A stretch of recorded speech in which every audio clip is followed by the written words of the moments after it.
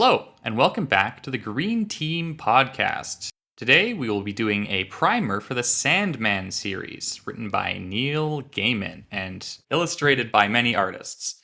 Today I have with me BefuddledPanda, Hello. Starkast, Hi. and the one and only Mr. Anderson. Hello, hello. So, the goal of this episode is to provide a spoiler-free discussion of Sandman. Some of the key themes and ideas that you should know going into the series, and sort of have a informal discussion between veterans of the series, which I think I'm the only one here who has read it through. Starcast, you've read some of it before, yes?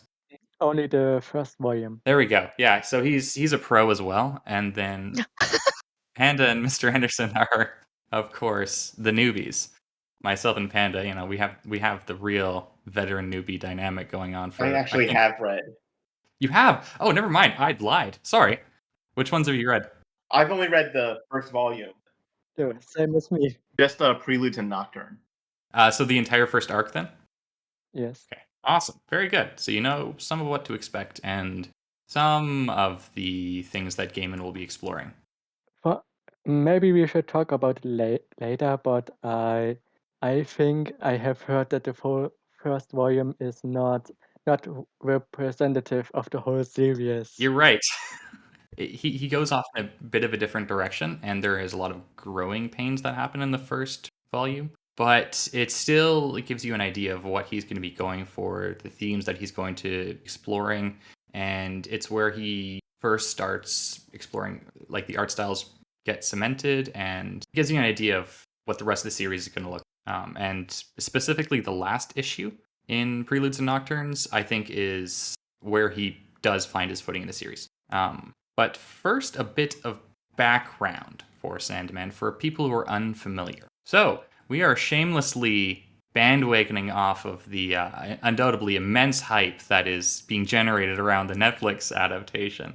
Neil Gaiman himself seems to be very on board with it. He has been pretty vigorously defending things like casting decisions on Twitter and on the internet, which he doesn't always do, but he does seem to have had a lot of investment in this adaptation. But Sandman was written by him when he was just starting out his career. The character is not original. There were characters in the DC universe named Sandman before, but he was essentially given carte blanche to do whatever he wanted with the name. The character itself is very different, and the style he goes for is as well very different from what comics were doing at the time. Historians of the graphic novel era, who undoubtedly know more about this than me, will note that he was not the very first to do stuff in this style. He was being influenced by people like Alan Moore doing Watchmen and specifically The Swamp Thing, which is another example of a comic author who kind of took a forgotten character, a third stringer, and made them huge. Kind of like how the Iron Man 2008 movie made Iron Man a big character. That happened as well with Swamp Thing and Sandman. Sandman was one of the first graphic novels to be actually taken seriously by the critical audience. It won the World Fantasy Award for short stories and will be the only graphic novel to have done so. He specifically won it for one of his stories called A Midsummer Night's Dream. He won the award, and then they changed the category so that graphic novels weren't eligible anymore. Do they create a separate category for graphic novels? Yes, it's very much a Beauty and the Beast type situation. Got it. And the series itself ran from about 1988 was when it was first issued, and then it finished about 5 years later, although he has come back to write several spin-off stories in the same universe. But the mainline comic run is a complete story. And Neil Gaiman has been very firm. He's not allowing anybody to write Sandman stories besides him, which has been a very good call, I think. As far as the genres that it explores, it kind of goes all over. It follows a character named Morpheus, who is one of the Endless, which are beings that exist somewhat higher than gods. He's the very personification of both in the sense that people are falling asleep and in the sense that, like the American dream. That was Morpheus. He's the lord of that. The novels have a lot of horror elements, and he touches on a lot of He touches on a lot of different areas in storytelling. He draws from inspirations such as Edgar Allan Poe, William Shakespeare, Alan Moore, John Milton, G.K. Chesterton, Chaucer, very directly in his books. One of the stories is based on, or it's sort of heavily inspired by, Arabian Nights. So this is a general overview of what the series is and the kind of style you can expect from it. Now, before we go any further, do any of you guys have thoughts on the discussion that you would like to share? I'm just excited to see where this series goes. Like, I was never, after reading the first arc, I wasn't really sure what direction the series would take. So I'm kind of curious to see what's coming. Yeah, it didn't seem like it's going to be like a. I was going to say, it doesn't seem like a comedy series. No, there are comedic elements, but it's very much a story about stories, a story about self-discovery and change, and associated elements there. Realizing that you may not have been a very good person in the past. Morpheus himself is very, like the emo aesthetic. You just have to see his Now that I'm thinking about it, another thing I'm excited for the art in the later books because I have seen 1 or 2 screenshots of those pages, and I'm so excited to get to that art because art is very important to me in a The graphic art novel. is spectacular throughout, I would say. And there is a lot of, again, mixing of styles. He doesn't stick to, well, there are a lot of artists that come on. This is why I'm not crediting the artists. There are a lot of them. They were very talented. They were in many ways just as important as Neil Gaiman's writing itself. But there's also a lot of people who came onto the series to do illustrations. They did a fantastic job, and there is a lot of variety in there. I just wanted to say that this makes me excited to see all the different art styles.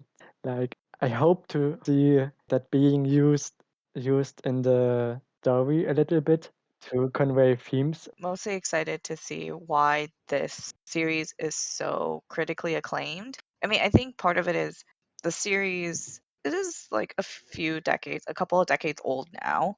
The things that it did that was more of a breakthrough or like it was kind of the first of its kind, that and how like it's influenced subsequent fantasy literature.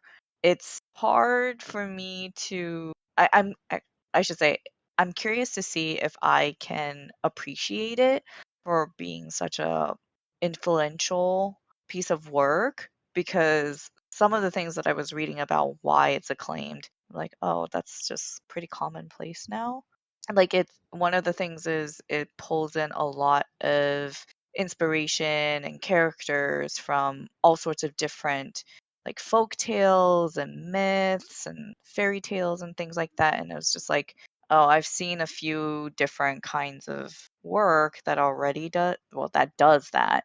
So it being one of the first like mainstream pieces of work to do it, I'm hoping I can appreciate it for what it is and what it did. I will say that despite being one of the first popular things to do this, I very much think that the stories hold up. They're not Okay. grounded in the past. And if you at all like Neil Gaiman's style in any of his other books, I think Sandman is still his best. If you like his style at all in his more recent works, then you should like it in this. Although again, like I think Sandman is his best stuff by quite a large margin. Okay. Well, because like Gaiman, I've read quite a bit of Gaiman, and like his short stories are hit or miss for me. When they're good, they're like really, really good, and then the rest is just kind of like, okay, what was the point? And like novels wise, some of them I can appreciate the concepts and the ideas, but the writing is sometimes a little too not quite as readable for me. He tends to meander a lot. Yes. Yeah. So something that helps here is the format. Originally the comics books were sold pretty short, self-contained things. So I do think that he wanders afield less than Okay. he does in books like American Gods. And if it is wandering, then at least it's beautiful because you have the art you can look at, and the actual word count is much, much lower. Right. Right. I want to say, because you brought up other books by Neil Gaiman, I think I've only Stardust by him, and that was a novel where I liked some aspects, and other aspects I was just, why? Why did you do that? Why? And it wasn't super graphic, but there were moments where I just thought, why include that in a book? And I can't go more into detail because it's not for minors, for little Gotcha. kids. Yeah. And I mean, the Green Team did do an episode on Stardust, and the Legendarium podcast also did an episode on Stardust. So there's quite a bit of Stardust content. I read Stardust and I really liked it. It is a bit different than the movie, which I also thought was fine. But yeah, I've like Neverwhere. I want to revisit that book because I don't think I fully appreciated it the first time I read it. And then the ocean at the end of the lane, that was my first Gaiman book and I did not like it. Like the tone and just like some of the imagery, I'm just like, I don't think this is for me. But now that I've read more Gaiman and I'm more familiar with his style, because what he writes is something that's like familiar and then there's just something off, you know? It's just like there's a bit of that weird, and if that bit of weird doesn't really jive with you, then the whole thing is just like, I don't like it. But when it does jive with me, then I'm like, oh, this is so cool and clever. He does a lot of weird in Sandman, I will say. Uh, He That doesn't. just reminded me of a short story that I read by him. I just remembered even that I read it. And it was also in graphic novel format. I think it was called The Problem of, I don't know the character's name anymore, but Narnia. Has anyone read the Narnia novels? By C.S. Lewis? Yeah. Yes, all of them? Yeah. Yeah. So you know how the characters end up. Uh-huh. In the last battle. I think it was last battle. Yeah. Yeah. So I just say big spoilers for the complete series. I just gonna say it. Everybody dies in a car crash, in a train crash. Besides, how was she Susan. called? Susan. Susan. Yeah, yeah. And it's called The Problem of Susan, and it talks about her. It could be said as fair, or how her treatment of how C.S. Lewis treated her was kind of not good. And it was a really weird story. Narnia is a weird story, to be fair. Yeah, but like I don't know how to say this, but the lion and the snow queen did very adult things at the end for no reason. An example of one of the ideas, one of the settings for an idea that Neil Gaiman goes through, and I don't consider this a spoiler, but if you, I guess, skip forward or so. One of the settings of the stories is a convention where serial killers are coming to visit each other, kind of like a people of a certain craft get together, like dentists will get together in a hotel. Yeah, one of the settings here is serial killers. They're getting Okay. together and they're talking about serial killing, which Is Jack makes the Ripper there? no, Jack the Ripper. No, it takes place in modern times, so Jack the Ripper is Oh, okay. very dead. But there are a lot of serial killers here, and they're talking about the craft of serial killing, and then hijinks ensue. So it's a little bit goofy, and it gets quite horror-esque at some points. Yeah, I read that it started off as a horror comic, and then it was like by volume 8 or like volume somewhere, like few volumes in, then it became more of its own thing and not horror. It has a lot of horror elements throughout. I wouldn't call it scary. There are panels that I would definitely call disturbing. I don't think they're common. Okay. I think he leans more into the fantasy elements, but he never gets rid of the horror entirely. Gotcha. Right? Because dreams are scary things, right? With dreams come nightmares. One of the characters, he has his eyes are just hollow sockets filled with teeth. Ew. Which, Okay. yeah, Okay. horrifying. Here for it. I'm gonna be so excited to see that panel. Well, I'm a fan of Johnson Ito. I see. That should say. Yeah, I mean, horror is not my genre of choice, but sometimes I can appreciate horror adjacent or horror elements. Like I really enjoyed Lovecraft Country by Matt Ruff. So if the horror elements in the series are more like that, then I probably will like it. I would say that the most horror he ever gets is in the first, is specifically in the 6th and the 7th issue, and then Okay. he never goes that dark again, in Okay. my opinion, from what I remember. I should also bring up the fact that this is technically a DC story. So, in the world of Sandman, Superman, Green Lantern, Martian Manhunter, they all exist in the world of Sandman. First of all, let me say that you do not have to know anything about DC Comics to enjoy Sandman. He features them in some early stories, very obliquely, I would say. One of the antagonists is like a fifth stringer villain from DC. After the first 8 issues, he mostly gets away from featuring DC characters. He never features them heavily in the first 8 issues at all, by the way. But he does have DC characters that show up in later issues, not characters that you would recognize if you're not a DC fan, and you don't need to, frankly. And there is one plot line that revolves around the ancestor of John Constantine, Joanna Constantine, and that's about it. So if the DC nature of the series intimidates you at all, I would say just don't worry about it because it's not important. There is one time that Arkham Asylum shows up and it's not important, basically, that is Arkham Asylum. It's just like, oh, neat. That's an Easter egg, kind of. Yeah, I feel like that's probably that's more of what it is like from what I've read online about people's take on it is it's just a nod to, oh yes, these characters exist in this world, and it's not like featured heavily. Yeah, like, just spoiler warning, Superman will never come in and save the day. Most of the time, because these are not the issues that are trying to be solved are not issues that Superman would have any way of stopping. Well, One this of the is things, also Mhm. not a superhero comic, no, is what I understand. So it no, makes sense that it's not a Superman is superhero not. comic. The conflicts are never solved by Morpheus showing up and then punching someone in the face.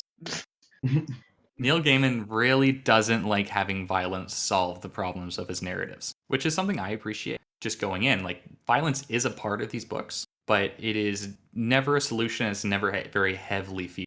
So, but what I noticed right now, I sense a theme that after the 7th or 8th book, there seems to be a shift Mhm. away from what it was before. Why is that? Is it because a new arc begins, or? It's because he was finding his footing, deciding what he wanted from the story. So the first arc that's set up, it's kind of a classical heroic journey, sort of, for Morpheus. And then I think it became apparent to Neil Gaiman that that's not what he wanted to write. And so he transitioned away from that, starting with issue 8, which kind of serves as an epilogue to the previous 7, and which I think is really the tone setter for the rest of the series. Are you talking about issue 8 or volume 8? Issue 8, The Sound of Her Wings. Okay, I just thought you talked about volume 8. Okay, now it makes sense for me. Now it makes sense because I read that issue already. Yeah, you won't have to read thousands of pages before he gets going. And I don't think that the series is ever bad. Like, I don't think it's a case of, like, the first season of Parks and Recreation was bad and they got started the second season. No, like, the first arc, I think, is good. But what comes after, I think, is much better. Honestly, Panda, you might find it to be your favorite. Who knows? It could be a Gardens of the Moon situation. Okay, so there are a couple of questions we got. Yeah, a lot of them aren't suitable for this episode, but okay, so some of them are. I think we've answered some of the prompts that were provided. But let's see. Huron fan asks, "Do you think Endless Nights would be a decent intro?" Answer: I don't know. I haven't read it. That's the thing with Sandman. I have looked at it, the summaries. I don't think it would be a bad intro. but I think just reading in collection order of the main series is the way to go. Basically, start with Preludes and Nocturnes, and then work your way through The Doll's House, Dream Country, Seasons of Mist, and then go all the way to The Wake. And if you want more, there is some more out there that Neil Gaiman returned for, and from what I hear, it's quite good. But you might as well start with the story, I think. Panda, you said anything people should read before diving into Sandman. I don't think you need anything. I think this is like an excellent series for like a 16-year-old to start their graphic novel experience with. Morpheus is a very edgy character, and I say this not as a pejorative, but like he's always dressed in black, and he's always kind of moody, and in a lot of ways he's a bad guy. But at the same time, like the stories are well written, and he's not a flat character. He's not an uninteresting character. But someone who is, for example, going through a hard time or trying to find themselves and trying to find their place in the world, maybe is disillusioned with their ideas of what adult life is like, I think they would have an excellent time with this. I read this about that time, and I had an excellent time with it. Okay, I actually will answer Lammy's question, who are the Endless? So, because I think it's an important concept for people to understand, and I think it would be helpful for people to understand before they... So the Endless are basically personifications of big concepts, and their names all start with E, at least in English. So, for example, Morpheus is Dream. His big sister's name is Death, and I'm going to leave the rest for the reader to figure out. But they're all big concepts. Depression. No, not depression. That's not an aspect of human experience that Neil Gaiman wanted to explore, except for through Dream. Well, what I can say from Death and Dream, both of them start in German with a T. So maybe the translators managed the other ones too, but I don't know. I don't know who the others are. I think they tried to do that where for all the languages it made sense for. Neil Gaiman was soliciting answers a couple of weeks ago, and which of the ones weren't translated like that. But yes, it is. There are 7 Ds in the universe. And notably, one is missing. We don't know what happens to the other one, to the 7th one yet. Yet? At the beginning of the story. But yes, these are all things that are important to the human experience that kind of formed into gods off of the primordial ooze. How much of Neil Gaiman is Morpheus? So yes, if you look at pictures of Neil Gaiman, you look at pictures of Morpheus, they kind of look similar, don't they? So to who is that an insult, to Morpheus or to Gaiman? So I think it's a compliment to both of them, really. Yeah. Neil Gaiman is an eternal being. He grants all of our storytellers the stories that they tell. I don't think that there's very much of Neil Gaiman and Morpheus. I don't think their personalities are very similar, but I do think he sometimes uses Morpheus to convey the ideas that he wants to convey to the readers about what he thinks about storytelling. In many ways, Sandman is a story about stories. Yeah, that's about all the listener questions I think are appropriate to answer right now. I will say that the character of Death in this series is maybe my favorite. She's excellent. I love her character design. I hope you guys love her too.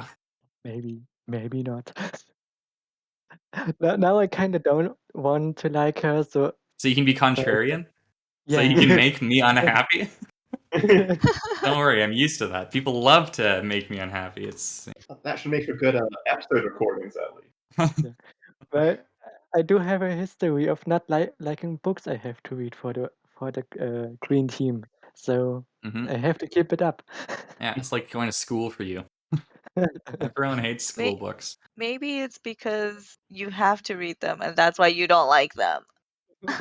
Possible. I will say that part of what people like about Sandman, and no means something that people exclusively, but it's I would say it's very progressive for the time. There are a lot of very strong female characters, and there are a lot of progressive identity around, and Neil Gaiman likes to explore ideas from a lot of different cultural lenses, which is probably one of the reasons why Dream is as melancholy as he is, because he has to deal with all of these different people having these weird dreams, and it's kind of like making sense of all of them. And I do think that target demographic can probably relate to him. Yeah. Oh, and also, Sexy Satan shows up. which I think everyone loves, right? Why didn't you just lead with that? I'm sorry. You know the show Lucifer? Yeah, Do you like the show Lucifer? I haven't seen it personally. I've seen a few episodes and yeah, it's fine. Okay. Well, that Lucifer, as far as I know, is based off of this Sandman Lucifer. Right? It might actually be the So same I've guy. It is. heard. I had no idea. But I was looking No stuff up last night and I saw that. I was so. Yeah. And apparently, the character is based on David Bowie. Oh, I fully buy Oh. that. Yeah. What? Yeah. Lucifer is great in this series, honestly. And every time the story goes to hell, oh, 2 thumbs up. So that's all I had for structured discussion. Do you guys have any closing thoughts, comments, areas of discussion that you would like to deal with? What edition are people going to be reading? Because there's quite a few different editions. Oh God, wait, I need to Google it, what the name of it is. It is a hardcover version, I know that. The omnibus? Wait a second. I have the omnibus. It's enormous and it comes in 2 volumes and is fantastic. It's like the best looking book on my shelf. Does it have extra content? No, it has basically all of the collections put together besides the new ones like Overture and Endless Nights. Okay. But it's all the issues in the original print run, and it feels so good. And it's like each of the volumes is like £8. I have the deluxe edition, the one with the very surreal cover. The which I cover? think a very surreal cover. I can send it in the Discord. Okay. In the Discord, I'll put a link to the picture of it in the show note. Listeners can have a look, as well as the one that I have. Because honestly, I'll show it off to as many people as possible. Oh, let's see what you. Oh, yes. Unfortunate that there's the little now showing on Netflix sticker. Yeah, But, I have the one without it. Okay, good. good. I think I have the Sandman Library edition. So it's just all the issues collected into the different volumes. So, is there a lot of those volumes then? It's 10 trade paperbacks. Okay, very good. So as far as I know, mine is sold in arcs. That makes sense. Mm. Yeah. So the cover that you posted, I think that's one of the pieces of in my edition. They break up the collections with some of those pictures. Great pictures, by the way. I was tempted to get the annotated edition, but then I was like, well, I haven't even read the first one. Like, I should at least read the first volume to see if I'm, I want to get the annotated one. Yeah. And the annotated editions, I would imagine that there's quite a bit of thoughts on there that wouldn't necessarily be useful for your first time around. I do really like seeing Neil Gaiman views on things, and he did write a lot of forwards, for example, for the Swamp Thing collections that I have. And those are very useful, I think, for both putting things in context and for just like he's kind of an insightful guy, so it's nice to hear what he has to say. But he also just blatantly spoils everything. Oh, I see. Okay. Yeah, with just no warning. Always Yep. skip forward. Yeah, that's really for rereads. Well, so the show starts August 5th. I don't know if they're like dropping all the episodes at once or if it's gonna be like like a weekly thing. It's Netflix, so So, yeah, the first season of the show on Netflix is going to cover basically preludes and nocturnes, from what I know. So, basically, the first 8 issues, which is what our first episode is going to be. Then I can watch it even. Yeah? I can watch it. That's a new thing. Yeah. so we can talk about the original content and then do a little comparison. Any closing thoughts? Let's do it. I'm excited. But yeah, I'm excited too. It's a really fun It's going to be a series. wild ride. How long is this gonna take us to do? A year? I honestly, it's not a super long series. No. The amount of episodes that I anticipate we'll do is like about 10 episodes, I think, after this. Okay. And yeah. I mean, there's 10 volumes for the trade paperback version. Yeah. So I don't imagine there'll be Malazan-length episodes either. Like, I don't think we'll be talking about them for 3 hours at a You time. don't think so, Sorry. Ash? I don't think I'll have 2 hours of things to say about them, and then I don't think you and the rest will have 1 hour of things to say. Cuckoo. Now that you have said it, one of us is gonna sit down and think about all the questions they can ask. I mean, like, if you want to, I'm not gonna tell you not to. That would be excellent. We are gonna go panel by panel. Yes. Yes, let's. Each episode's gonna be 10 hours long. We're gonna do a single issue per episode. This is what the listeners want. Why did Neil Gaiman and the artist decide on blue Blue curtains. yes, blue curtains? What is the significance of this little thing, this detail? Yep. Honestly, you could do that for some of the panels, I think, but most of the time, the answer for these is just it looks cool. Like the character of Death has what looks like kohl around her eyes, like the Egyptian kohl, the makeup that they Oh have. yeah. And so it's just her putting makeup on, first of all, and it's just because when the Egyptians were worshiping her or had the idea of Death, it's a similar symbol to what they used. So she just kind of like really just took it around, I think. And she has a little Ankh necklace. And there's no real significance to it. She just likes it. She's just a stylish girl. For the Instagrams. Yeah, exactly. The aesthetic. Well, this was early 2000s, so for the MySpace. Well, it wasn't. It was 1988, which that was the Yeah, first the first issue. novel So was 88. Yeah. not quite the I'm sorry. 2000s. I don't know what you guys are doing. She was the type to give people mixtapes, I guess, or have mixtapes given to her. Because honestly, she's a catch She was probably selling her Polaroids for sure. Yeah. Ooh. to anybody that'll buy. All right, that concludes our episode. You can find us on the Legendarium Discord. The invite link is on thelegendarium.com. We're also on Twitter at GreenTeamPod.